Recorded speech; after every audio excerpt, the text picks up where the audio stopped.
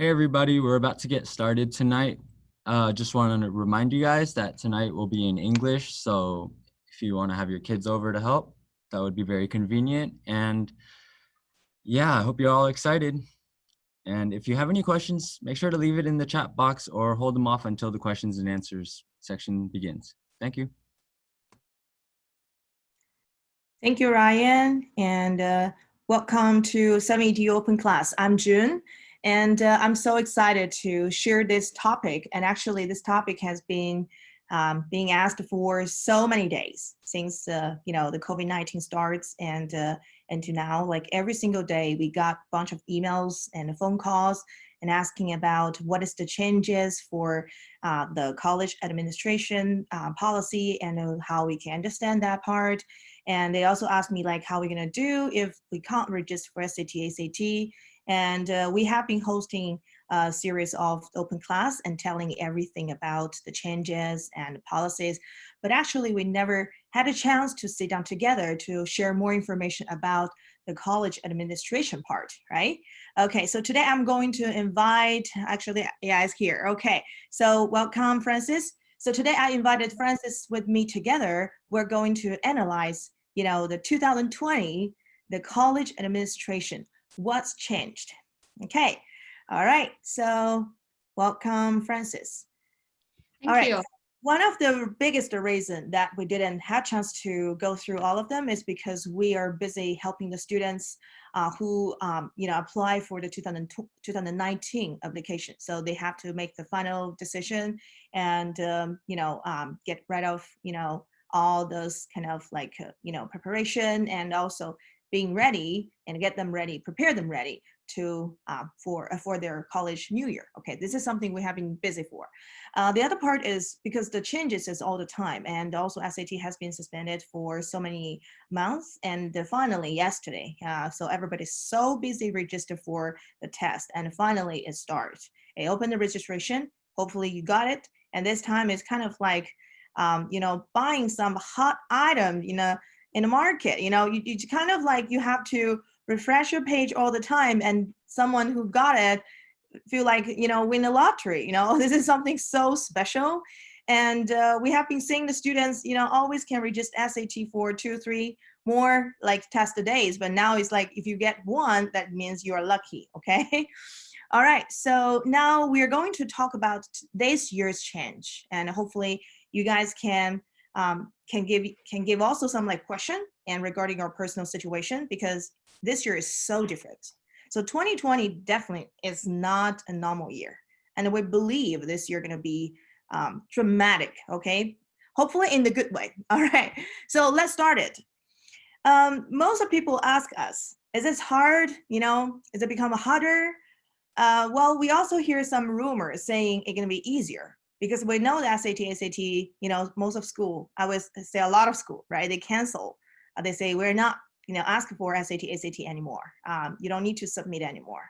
And some schools even say, hey, from now on, we're gonna, we are not going to request SAT, ACT for the entire life. I mean, forever. Okay. So this kind of news like makes so many students like so excited, like, oh my God, everybody can go to Harvard. Everybody can go to Yale, right? Well, what do you think, Francis? Well, I mean, I was as pleasantly surprised as my students. Like when I heard the news SAT got canceled or it's right now, I mean, I'm just as pleasant as them. But then on the other hand, I really want to, precaution my students about, such like a de-emphasis on standardized tests. So think about it, right? There is just that many, quantitative measures in college admissions, meaning like, when colleges assess or evaluate students, they can only look at, a few things. And then numbers is like one of them. So with SAT or ACT being like one of the most important measures in the processes, I think SAT is still like a good way of telling students, potential doing well, performing well in college. So I think students' aptitude, meaning IQ, but then like after the redesign of SAT, I think it's definitely, looking at more of students, academic preparation, like how much time they spend on, preparation. So it's basically looking at how the student was like, right after when they were born. And then also they were trying to look at like the efforts, the time that the students commit to the preparation processes. It's everything to me.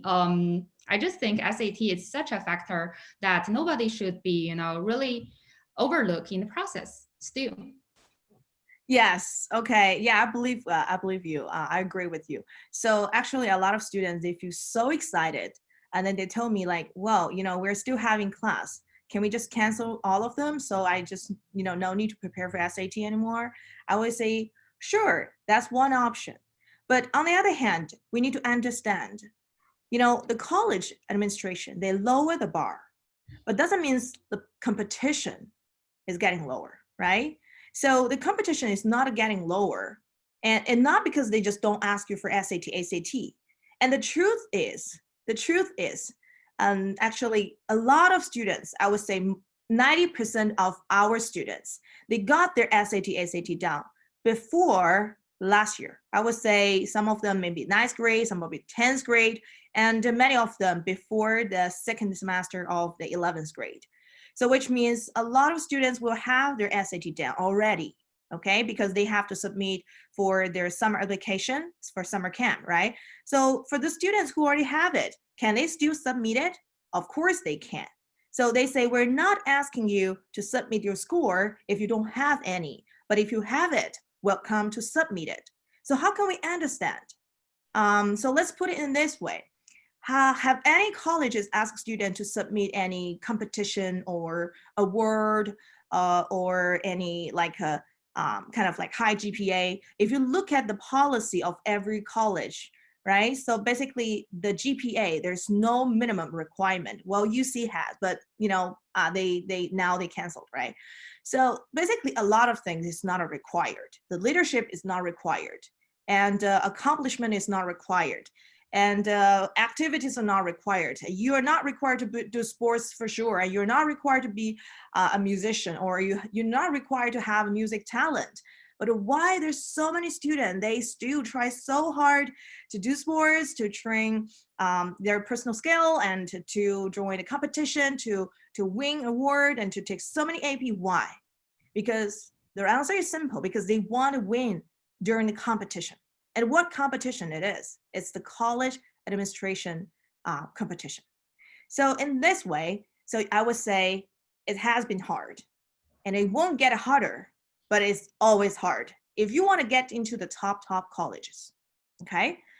But if you want to get into like okay college, or some colleges like not like that crazy, like the accepted rate there, right? So you have more chance this year because I would say because COVID-19, the college is more tolerant, and we can talk about like more details later, okay? And you're all also welcome to join us to give like more question regarding your concern, and we can answer question today. All right, so something we want to talk about before we going to tell you more details about the changes. And actually, I want to, remind everybody, do not label yourself, okay? So this is something often I heard, okay? As an Asian boy, I have less chance to get into the top schools. Well, no, because we just help one typical Asian boy get in Harvard, okay? And the other one is like, oh, does it mean like the girl has more chance? Well, yes, if the same background, same profile, and the girl has better chance. Why? Okay, we can talk about later, okay? So the other part is like, oh, I'm not genius, okay? I'm not like very good students. Like I'm not Niuwa, okay? So they call this like talent kids, all right? So am I have chance going to the top colleges? So those are things like I often heard from my students or the parents. So the first thing I want to say, do not label yourself, okay? So one of the biggest reasons we want to go back a little bit to introduce a little bit more is because the students who got in Berkeley this year had a lower GPA, and also the SAT is only 1,400. And the other one who got in Cornell is an Asian boy, and SAT is not even 1,400 yet. There's another student who got in UC Irvine. That's average students. That's okay. The typical, I would say, yeah, the Harvard and the Columbia, Princeton, they're all Asian boys this year. So I would say this is not something ain't gonna happen for sure. And I understand like a lot of, people saying, maybe you haven't heard about that, right? So they talk about races, they talk about justice, they talk about unfair, but do not label yourself because you don't know what you're gonna, looks like in your college application profile. So if you label yourself, which means you won't have confidence, and which means you already certain yourself into some pattern, right? Which is not what we want to see. So the first thing usually we want to talk with the students is try to open your mind, try to build up your confidence, and do not label yourself, okay? All right, so now we want to talk a little bit more about, after SAT is being dropped and what is the changes, So Francis, could you please introduce a little bit more for the school-wise? For sure. Because or not because of COVID-19, there's a record high number of colleges which has dropped, SAT and ACT as a standardized test requirement, as everybody is seeing right now. So University of Chicago as an example, George Washington University, Wake Forest University, Bowdoin, and then also top liberal arts colleges like Bowdoin College, Smith College, and Pitzer College. I guess a lot of people, would, just assume like this is an action, taken by college to really be lenient, during this special time, this critical time. I mean, think about it, right? If you cannot get out of your house to take SAT, like in person, how can you, apply to college, right? So I would say this is more of a action from college to reduce the impact of COVID-19 on, their eventual fully talented, and then the fully talented students or students who have great potential. They more want to see, which students can still overcome the challenges and then still be successful. So this is what they want to look at in this year's college admissions process. And then this is not even a full list. The list can really go on and on and on. Even though our seminar topic is what's changed in college admissions this year, actually we can even challenge ourselves and ask what's not changed in college admissions this year. And then we'll touch upon more about like whether this is a measure for now, or whether this is something that can inspire more of a ongoing and evolving conversation in higher education. Yes, okay. So one of the things you mentioned, you say, what you can conquer during this hard time. So actually we have helping students, think about this topic. And actually this year, the college administration even give the topic to write about the stories during this COVID-19. We have students being like very depressed because of the quarantine at home. And we also have students accomplish a lot, like 5 APs self-studied. And we have students, keep doing the online research with the professors. And we also have students like, staying home, and then trying to figure out what to do. And the parents try to figure out how can they let the kids, stay away from the computer, play video games all the time. So they are all the different kind of struggles. But I like what you say what they can conquer during this time. I think the hardship is really important, because if you look at the college admission like essay and a Common App, right, the question, every single time, every year, we struggle so much to help students to figure out what is the drawback, what is the hard time, what is the difficulty you have been through. And most of our students, they just say like, hey, I just don't have any kind of, difficult time. Now, here we go. Everybody went through the same thing, right? I think it's a great opportunity for you to rethink about the life goal and the value, everything like that. So I think this is a good way. And good to know that SAT being dropped. And if you don't have chance to take it, that's okay. But if you still have chance, go ahead to take it. Like what we mentioned in the beginning. So the college lowered the bar. It's like everybody can apply just to pay your registration fee, okay, so we can get more, right? But they didn't say we're gonna change our like rule, or we're gonna change our like expectation, or the competition is getting lower. All right, so this is the Harvard news. Okay, yeah, Francis, could you please explain a little bit more? And actually this screen cut is from one of the parents and ask us like how we think about that. So we want to talk together. Exactly. So not only Harvard, but then actually a few other elite schools, they are no longer requiring the students, the applicants, to submit SAT or ACT, the writing scores anymore. And then as always, we know, right, the SAT and ACT, the essay section, the score is separate from the total score, the composite score. And then when you look at, college admissions data, the essay score is always not part of the admissions data, meaning like, when colleges do look at students' essay score, they really don't have a minimum requirement for the essay score, no matter they require it or not.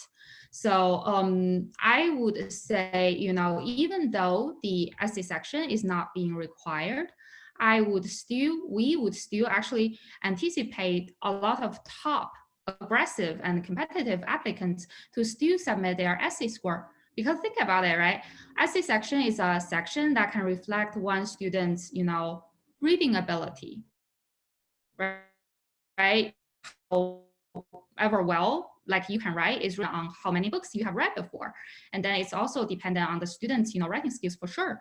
Then if students are no longer like submitting it, how do colleges tell, right? They definitely still want their students to have advanced writing ability in college and beyond, because students are required to write, thesis in college, for a graduation purpose. They also need to write a lot of, papers for general education purpose. Everybody needs to take, English class, in first and second year in college, right? So how do they do that?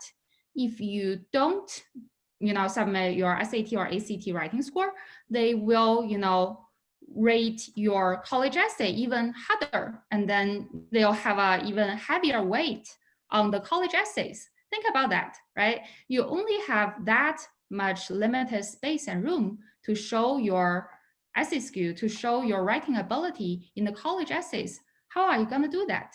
When everybody is, running out of ideas, when everybody has a lot of, stories, no matter, mediocre stories or, fantastic stories to share, like everybody only has about not even, 2,000 words to share with the colleges in the application essay part. So I would say, this is a policy that gives a lot of, freedom to students who do not afford taking the SAT or ACT writing section. But then on the other hand, in turn, it puts even more burden on students who do not submit it, because they have to showcase themselves as even strong writers in the college essay section. So that makes the college application, make their college application even harder, believe it or not. Yeah, I agree. So if you go to different kind of, the top colleges, sometimes they actually, before the COVID-19, they hold an administration conference every year, and they talk about their policy. They answer questions from parents and students. And one of the parents, actually, their goal is just for top UCs. And after they attended the Harvard administration office like conference there, and then they come back to me say like, hey, can we apply Harvard this year with a GPA lower than 3.5? And then I asked like, what make you, think like that all of a sudden? And then they told me, oh, because they went there and then they told them everybody can apply, and there's no minimum GPA requirement, and there's no like a standardized like score requirement. They just kind of like, well, I would say how you want them to answer your question. They cannot say like, hey, we only ask for this, that. Okay, you never get the answer from them, right? So, so this is something we have to read between the lines. That's why thank you, Francis, for analysis of this kind of like policy. Okay, so now let's look at another school, which is UC, and we're in California, and actually UC will be most of the students would like to apply. And we also have students give up some like top school this year because they feel like the UC is the best because it's cheaper and higher scholarship and closer to home and best option, right? Okay, so we're gonna analyze a little bit more for the UC. So yeah, so let me start it this time. Okay, so in 2021, 22, 23, and you can see like the test become optional. Optional means like you can submit it or you don't have it, you don't need to submit it. All right, and then starting from 2023, Francis? Yes, it's gonna become, test blind, meaning like, UCs won't be looking at California residents, SAT or ACT scores, whether you submit it or not, like UCs won't look at it. So it's called test blend. Okay, and then the I would say the funny part starts. Okay, in 2025, bingo, a new standardized test come out. What are you doing, UC? Come on, you say you don't want to test anymore, and you even give the test a blind policy, and then eventually the goal is try to have your own test, right? But if you look at a history, and every college, they have their own test for so many years until the College Board and the ACT part, they give some like standardized test to make things easier. Otherwise, if you want to apply for 10 school, you have to prepare for 10 different tests, right? Now, okay, UC say, no, I'm gonna get this right back because I can have people to register for my own test and they pay me, not pay College Board anymore, right? And well, so maybe that's the goal. I'm not sure. Okay, we're just trying to, analyze a little bit, but it's definitely not most student, trying to like, what do you think, right? You think like, oh, no more. Everybody can go UC, right? You don't have to score. You don't need to give a tax. You just can go. So UC has limited spots. If they open, that become Central Park. That become Times Square, right? So you cannot just everybody go. They still have some standard. So please do not let yourself be fooled. And please do not give more excuse to yourself to be like more laid back, right? It's like, oh, my mom tried to ask me to prepare for SAT, ACT. You see, 2025, and then you count the year. I'm not going to take the test anymore. Well, that's not the case, all right? So basically the college still looking for students who are great in academic part and also have good performance overall. And well, like we mentioned, in many like seminars, we say the score is not the only thing. It can't like represent who you are, right? But if you are so good and you are so well-rounded and you just do so many things, but you're so weak in the certain part, that's not, that doesn't work either. You know what I say? So getting overall like good score, that shows like your GPA is trustworthy, right? It's not like you have high GPA, then you just, have very low score in the standardized test. So this is something we want to remind you, okay? All right, so let's move forward. Exactly. So I have something to add, like for that section, actually. A more honest truth, like for any public school system, is that I don't think really have the enough, personnel or, resources to really evaluate students only based on, qualitative feedback. I think, the SAT or ACT is actually a standard measure to really give colleges, really help them to streamline the process and then reduce the resources spent in this process as well. So if you look at all the public school system, not only University of California, but then if you also look at, schools like University of Michigan and Upper, it's the same thing, right? They care more about, GPA or, student test scores. So really logistically speaking, that's also their way of reducing, the resources expenses in the processes. So that we need to understand.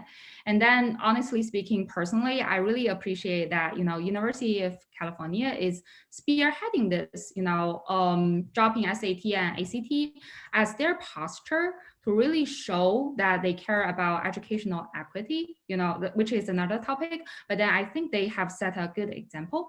But then they still need to process students. They still need to assess students in a quantitative way. So it's going to be SAT, ACT, one way or another, just as we just mentioned. Yes. So let me summarize in a different way. So let's say if you are very strong in your activities and sports, and you have different talents, and you just don't have time for SAT because of this year, the COVID-19 or the different situation like that, that won't affect your application. Okay. So on the other hand, if you don't or if you're not really, if you don't have so many, like strong points, or you can't really, have time to develop your talents, win like a award and get a big accomplishment. So you probably want to, save your credit little by little. So getting SAT, SAT done is one of them. Yeah. All right. So let's answer some of the common beliefs that we have been asked these days. So one of the question asks, why do college job SAT as a requirement? What's the purpose? Francis, what's the purpose? I think one of the purpose actually I've just mentioned is to really show that they do care about educational equity, which is a very constant topic in the field. I mean, SAT or ACT, such standardized tests have always been criticized as preventing social mobility, which is why like College Board has been making efforts to make sure that social mobility is still there. Like last year, they have carried out this adversity score, which is to reduce the impact of socioeconomic differences, like how those differences take a toll like on the students. Research findings have shown like African Americans or Hispanic or Latino students have been doing way worse than Asian students or white students. So that's that's been a constant topic on the table, for higher education. I think that's, one of their purpose for sure. And then second, in terms of SAT and ACT, because they've been on the market for such a long time, I think there are so many, testing, centers, training schools, which have been studying these tests like really thoroughly. So which is why like a lot of times for students who can, get these, resources or get these, enrichment, to do and perform better, which come back to the topic, right? If you're rich or wealthy enough, you can, get a good score. I think colleges are trying to break the connection, the correlation between the standardized test and then the eventual college admission result. Or I remember one of my students used to ask me, I remember that's the first day when we have class. He said, well, I feel really uncomfortable for having class with you. And I say, why? He's like, because I feel like I'm cheating. I was like, how come?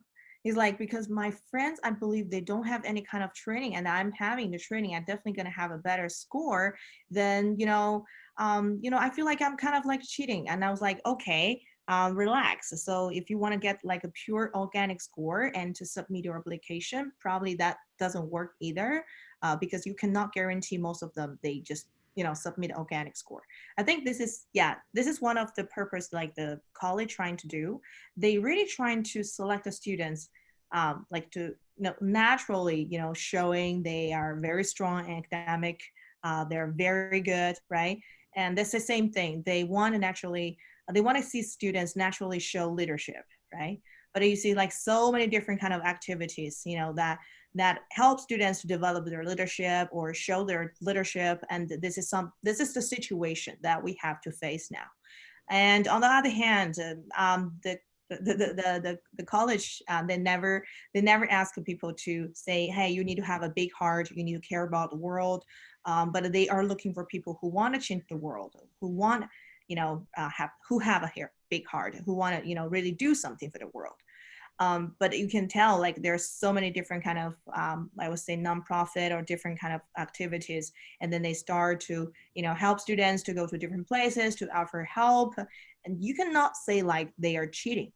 The best way to think is like this is the good opportunity because the college direct the students to pursue their future. So for example, if the college only asks for let's say good people, right? Nice people, good people, the people who never be mad with parents, no record argue with parents, I think your kids' behavior are going to be way better immediately because that's what they're looking for. And then that's how they, want to meet the requirement. You know what I say? So I kind of like agree with this kind of like changes. But again, like Francis mentioned, so you understand the purpose from the general, like a bigger scale, but you also need to combine to your own situation, right? All right, the second question, Francis. Students don't need to take SAT, ACT anymore. According to our conversation earlier, obviously our recommendation is that students do still need to take ACT and SAT for sure, just to stand out.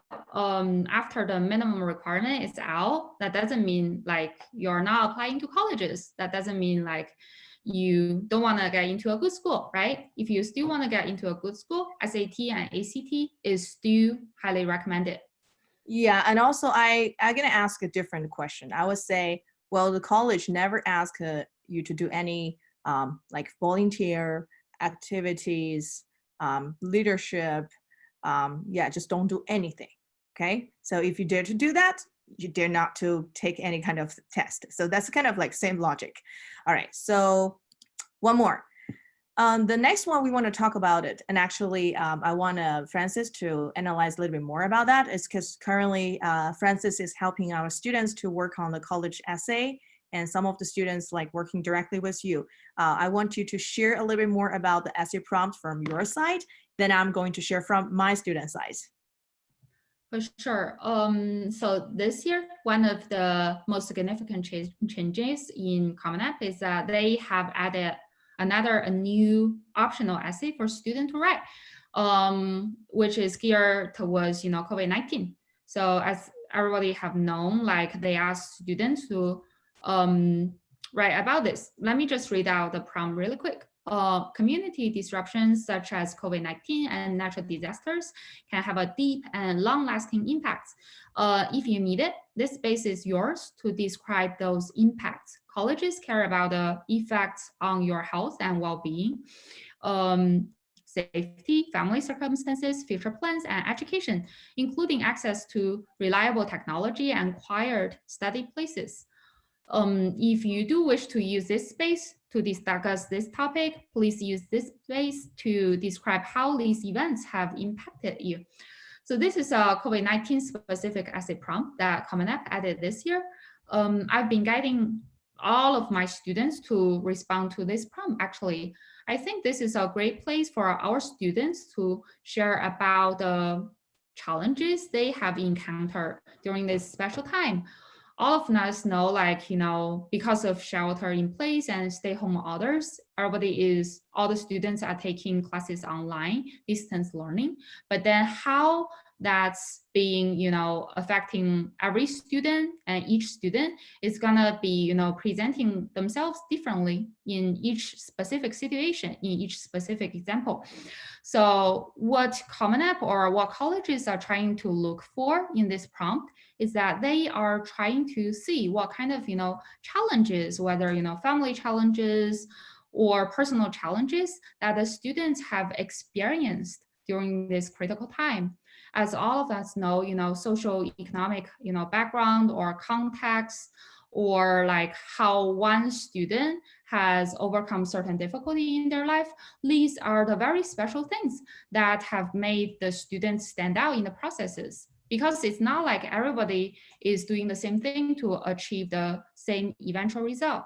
Colleges want to look at, going back, how much, one has, put into efforts and commitments to achieve whatever he or she has today. So basically, colleges want to see the efforts that students have made in the process, or if the students have encountered any challenges, they want to understand what kind of challenge it is and how the student has overcome it. So basically, for this prompt, for this essay, I don't suggest, writing a very, very long essay just because of the word limit. The word limit is only 250.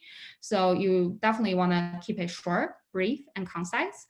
But then on the other hand, if you do have any experience with, let's say, personal challenges, like if you feel online learning is really not your thing, and then it has, drastically, lowered your grades like GPA, or if you have any loss in your family. We know like the job market right now isn't, in the best case scenario, and then the unemployment rate has hit a record high.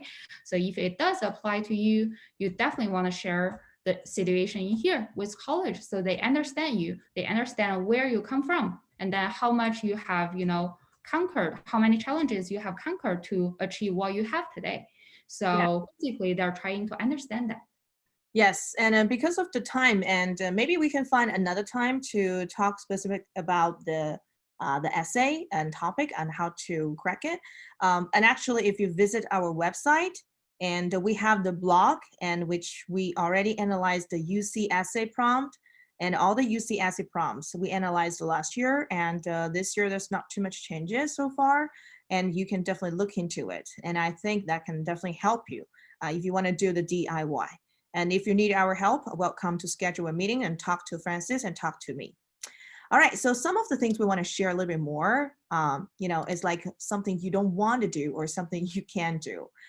So yeah, Crystal, so for me, I want to remind everybody, it's like, if you get sick because of COVID-19, you can write about it. But if you didn't get sick, do not fake it. All right, this is one of the biggest issue that I have been facing with my students.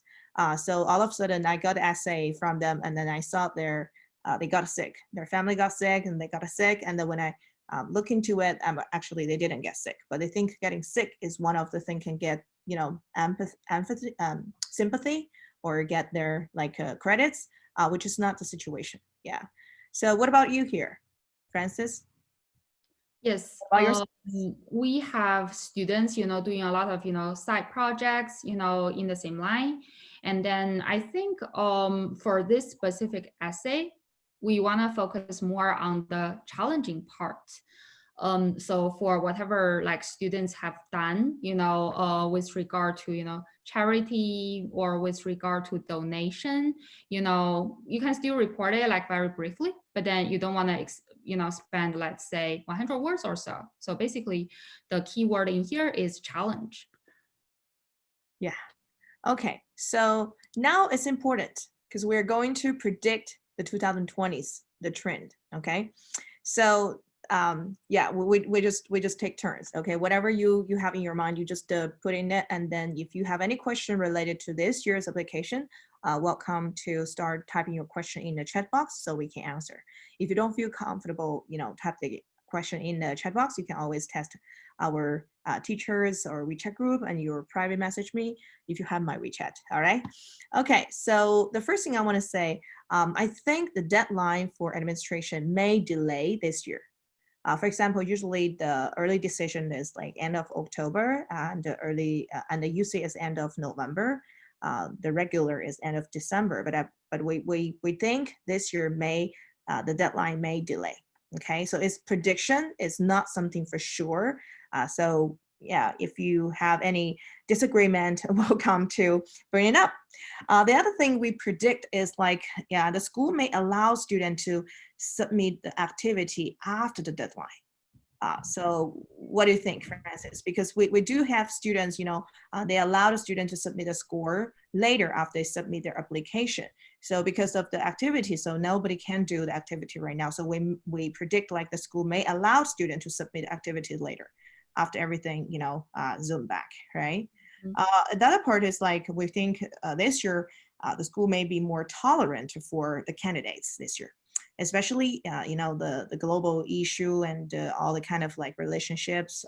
So the international students may reduce, the number of students may reduce this year, but the school need school need more students. So the school has a certain amount of the spots, right? So they have to fulfill them, I would say. So this year they may be more tolerant. So this is great opportunity for most of the students for this application season, I would say. So it's unlucky you guys just has COVID-19, this kind of like an unusual events in your life.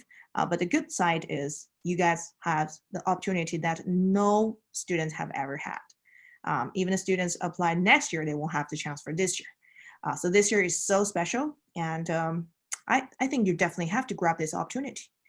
The other part is like, the school may value your previous year's achievement more. So for example, some students, they don't have time for activity in the 11th grade. Maybe this is a great chance for you. Anyway, nobody have activity, right? On site. And, but it's not really good news for sports students. Yeah, for example, if you play golf, if you do like team sports, you don't really have chance to, go back to normal. So this is something I would say, just don't worry about that, because you just can't do it. It's not, you don't want to do it, right? So you definitely have reason to explain. This is something we think it won't affect your application. Yeah, any input, Francis? Yes, so one prediction that I want to add on is actually, I would say some of the colleges might increase the students they admit, like in the first place. Like every year, all the schools, they are trying to hit a perfect, yield rate, like every year.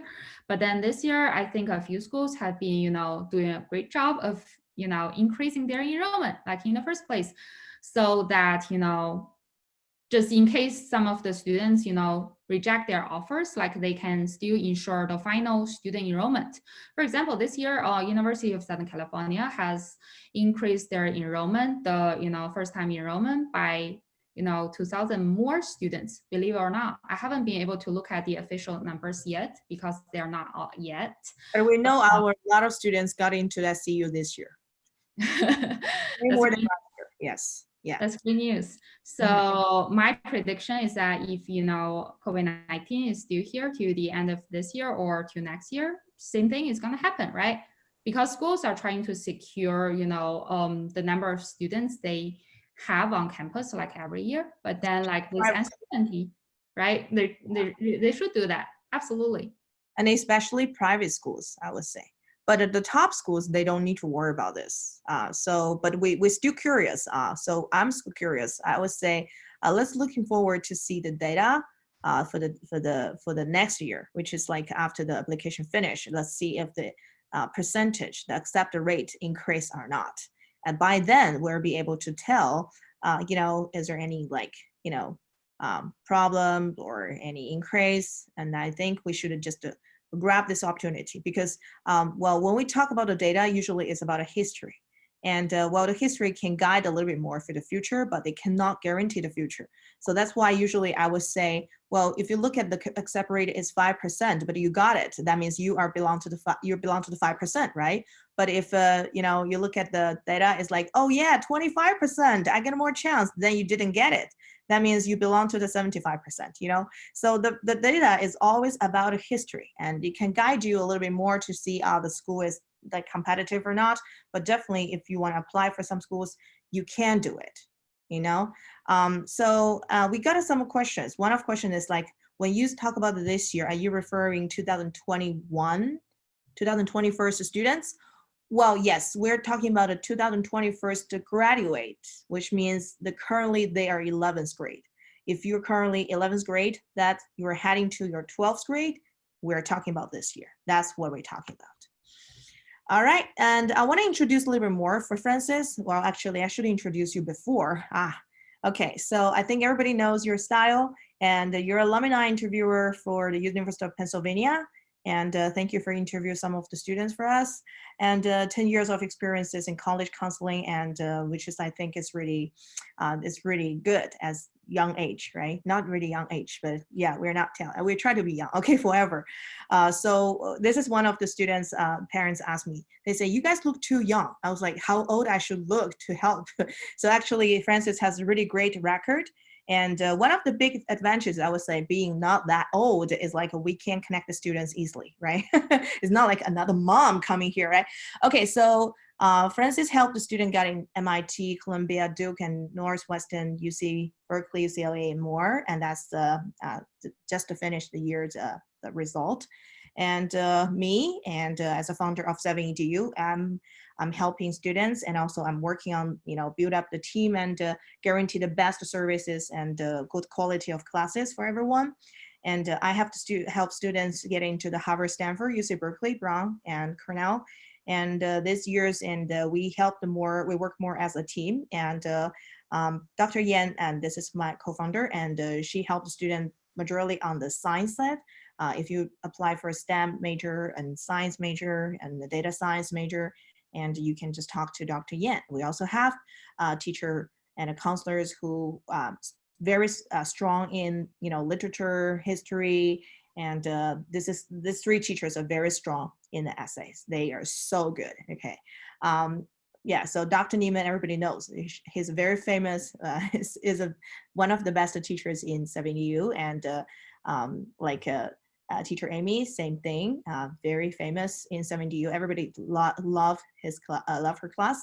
And Professor Lu, maybe some of you never heard about her, never heard about him, but he has experiences like more than 30 years. And actually he helped our student to publish some papers and to join the writing competitions.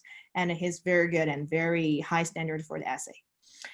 All right, and this is the last year's result, and looking forward to this year's result. And I also want to answer a question and asked from the parents. They asked me about what we should do if we're not currently 11th grade, what we need to do. And actually I prepared for how to plan for your college.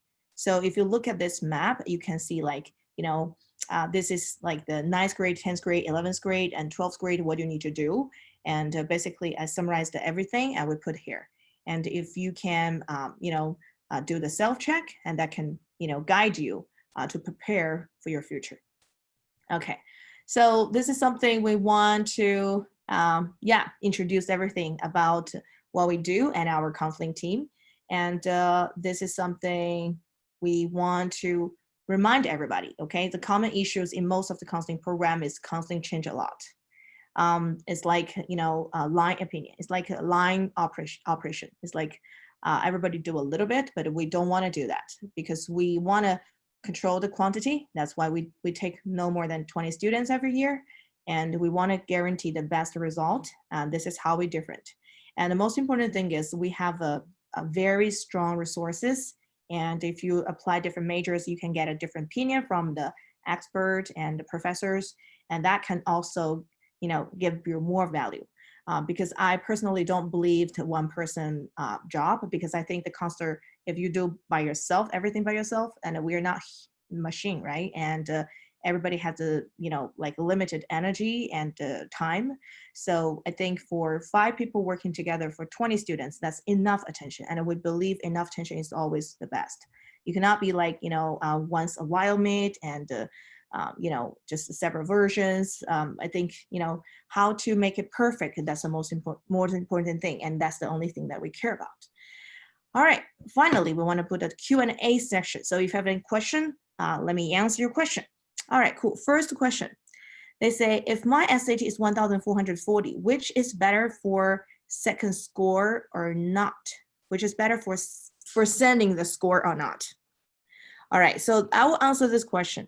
I would say depends on the school, depends on the major, but I would say 1,440 is okay to send. Is okay to send. Yes, you can send it. So one of questions say, well, it's still needed to take the 2 times related SAT2 to major, 2 plus related SAT2 to major. So do you need to take I think the question is like, do I need to take 2 more SAT2 tests? I don't know if I'm understanding the right way. Francis, can you answer this question? Sure. I think basically it depends on the major you are applying to, right? So if you look at college admissions requirements, even though a lot of times SAT subject tests are not required, it's highly recommended, especially for competitive majors like engineering school. If you look at University of California's engineering school requirement, like almost all of them will require 2 SAT subject tests, if you really want to stand out. This year things can be a little bit different, but then if you really want to stand out, if you really want to get into a good school, I would say SAT2, 2 major related tests are still highly recommended. Okay. All right. Next question say, would it be worth it to have my student taking a credit AP class and have that go on his UC record? It's a few $1,000s. This is a question from a teacher, I think. Okay, so do you think it's worth to get the, accredit AP classes and send it to the UC record? For UC GPA, right? They look at 10th grade and 11th grade. So meaning like that's a total of 12 to 14 classes for a regular student. So I would say if the student can get an extra boost with the help of the AP class, that's definitely worthwhile. I don't have the exact calculation, but then my guess is that with the extra AP, score, the student can probably increase his or her GPA by 0.1, depends on, whatever his or her past GPA is. So to me, it's totally worthwhile. Yeah, and I think I have to see what is your GPA. If your GPA need to be boosted, you'd better just to spend the money just to, improve your record. I think that's better. But if you have a high GPA, maybe you don't need to, okay?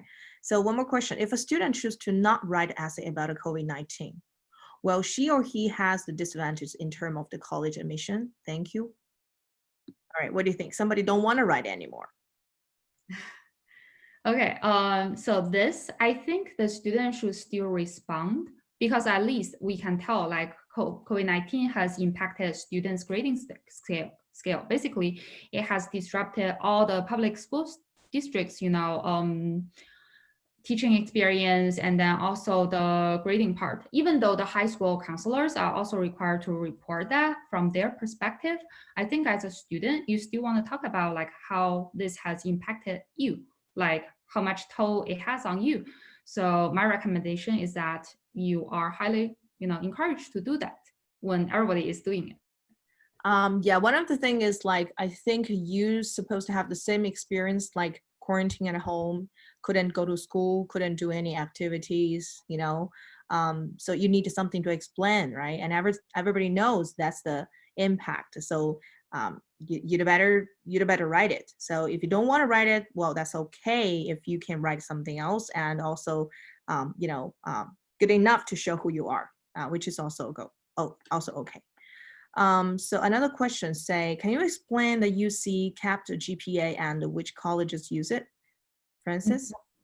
It's very hard to explain very briefly, but then basically for the top 2 tier UC, right, with the first tier UC being UCLA and UC Berkeley, and then the second tier UC being UC San Diego, Santa Barbara, Davis, and Irvine, the UC cap GPA is gonna be totally different. Basically meaning like, how many APs they count for UC GPA is gonna be different. So if you still have any further question regarding this, you can talk to us, individually. It's very hard to explain right now.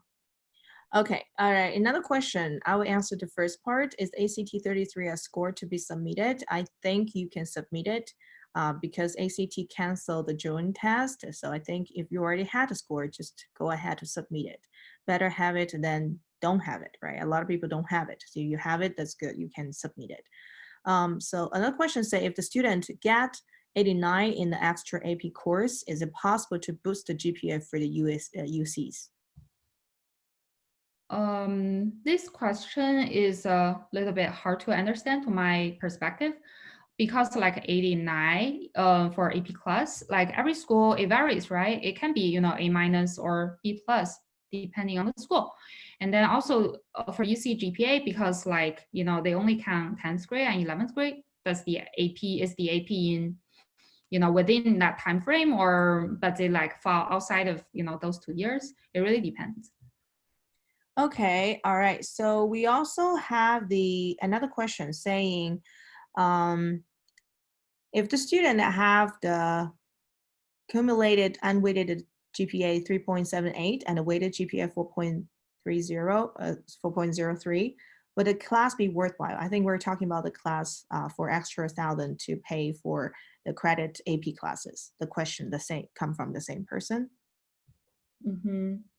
With 3.78 unweighted GPA and weighted GPA 4.03, I think the extra AP class is still worthwhile option just because of how much it's gonna improve. We can do the calculation later, but for sure it definitely seems so. Okay. All right, so actually there's like 4 more questions from the question box, but I can't see it. Ryan, could you please read it for us? Thank you. Yeah, absolutely. So the first question was, I couldn't register SAT because all test center are closed in Bay Area. How could I register SAT in August? Is ACT test online in June or July? Thanks. All right, Francis. We were receiving a lot of, requests about SAT registration. We also have students based in Asia, China and Singapore, who are competing for the, seats in Asia. So basically we have seen, students who are not able to register, get a testing dates they want. So we would highly recommend you to go back to the College Board website on June the 3rd, when the website is gonna reopen for registration again. So on June the 3rd, everybody is okay, to register, not just the priority group. So try again on that date. Okay. Yeah, one more question from me here. Say, if the taking community college summer class, will that boost the UC GPA? Definitely that can. If do I need to take a summer AP course? Well, depends on which grade you are. And usually the normal AP classes in the school is fine. If you can't get it in school, you can get it extra outside. That's okay as well. For the extra AP courses, are you saying that basically only A minus or A score could boost the GPA? If it's a B plus, may not be helpful? Francis, I think that's the same question for the previous. Yes, actually B will help as well. So believe it or not, University of Miami, they have officially compared profiles of 2 students. One, has perfect GPA 4.0, no AP at all. And then the other student has a 3.6 GPA with quite a few APs, but then get a lot of Bs. I think at least 4 Bs or so. In that scenario, for the AP courses, colleges don't just care about what kind of score you get for the class eventually. They also want to look at how much, challenge you have taken on to get what you get today. So AP course, even if students get a B, a lot of times we will still encourage them to take it just to show like their will to challenge themselves academically. Okay, and one more question from me. Should my students retake the SAT if they got a 1,530? No, you don't need to. That's it. That's enough. Yeah, Ryan, any question from your side? Yeah, I just sent it to the WeChat. Okay. Yeah. I currently have a 1,500 SAT. I believe I can get a 35 ACT score. Is it worth to spend the time studying to get the 35? I'm trying to get into tier 1 UCs with a 3.85 unweighted GPA and a 4.3 weighted GPA as a CS major. Oh. All right. So please, Francis, you're specialized in CS major. Yes, this is a $1 million question because we have seen like so many Bay Area students trying to compete for a CS major, right? I think 1,500 SAT is not a bad score at all, but but then the student also mentioned like he believed that he can get, a 35 ACT score. I think if we look at, the conversion between SAT and ACT is gonna be higher. So I would say we need to look at, return on investment at this point, right? How much time do you have left? And then what kind of profile do you have right now? Do you want your next step priority to be the test score? If you can get, ACT 35, let's say with just, half a month's preparation, yes, go for it. But then if you're gonna spend, the upcoming, 4 or 5 months to really like, crashing ACT, you're gonna spend all of your time on it. Probably it's just not worthwhile. We need to look at your profile holistically to decide what should be the priority right now. But then so far, we cannot decide because we don't know that. Okay, thank you. And I got a couple more questions, and even we're running late, but I still want to answer. Thank you for asking, and we try to finish answer all the questions. And one of the questions say, for the COVID-19 prompt, can we talk about how we have impacted our community in a positive manner during this challenging time? Yes, of course you can. Can certain activities still be reported if there wasn't every year? For example, there were some breaks between the playing and certain sports due to the moving. Would a university still recognize it? Yes. Last one say, whoa, great presentation. Hello, this is Redmond Jin from the Princeton, New Jersey. I'm a rising senior. Is taking 2 SAT subject tests, literature and math too, good enough for Harvard College administration? Wow, what a strong candidate. Thank you. Thank you for your accomplishment. And I would say, yeah, I want to give you a wow as well, because you're shooting for Harvard, which is, great. So I would say taking 2 SAT subject tests, literature and math too. I would say, is it only 2, or you're saying like you want to take 2 this year? That's a very different question. Okay. So another question is like, because Harvard is not only about a score. I think if you listen to different like seminar, different kind of, there's the common sense for the top school application is like, you have to show who you are. So you have to be I would say, a unique person. The unique means like your personality, your leadership, your background. You have to be strong candidate. So if you are a strong candidate, it doesn't matter how many subject tests you have, but usually our candidates, they all have like a lot of APs, a lot of subjects, and for some reason. So right now, a lot of voice saying like, hey, the test is important, the score is not important. But look at those data, the students who get there, they are absolutely outstanding. So just to think about how to get yourself being outstanding, this is something I think you can figure out by yourself. Yeah.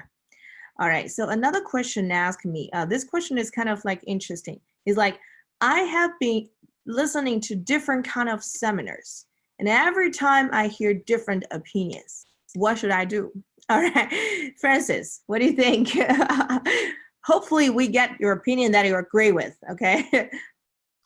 Yes, I think basically different counselors have their own counseling philosophy, and then people believe in different things, right? Because like I've seen counselors who are discouraging students, to try the top schools because they think like their admissions chance is kind of low. But then for us, we would always encourage our students to always give their dream schools a try. I would say, different people believe in different things. The technical stuff, the technical skills, on the one hand, can be, different. But then on the other hand, like everybody's belief is different. Everybody's philosophy is different.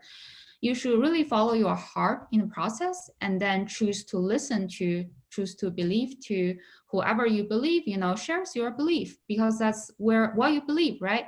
So I hope our presentation really resonate with your belief, and then, we can have this, trust building processes so that, we can help you. Okay.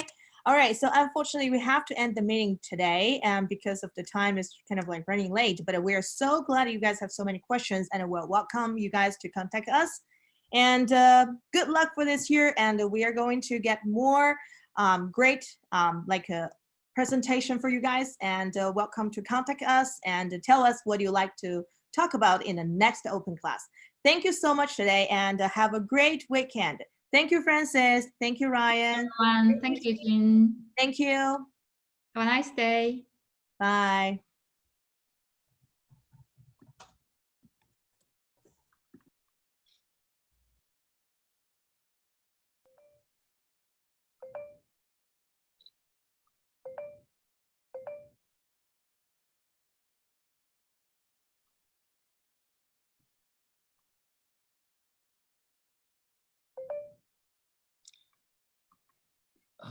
Yeah, thank you everyone for joining us tonight. We appreciate you guys, and just make sure you take note of our newsletter sign up if that's what works for you, or WeChat. Make sure to scan the code on the screen and visit our website if you'd like to schedule a free consultation, because as you can tell, a lot of these questions that you've been asking us are very complex, and we'd like to give you the proper time to actually give you an in-depth answer. Thank you for joining us tonight.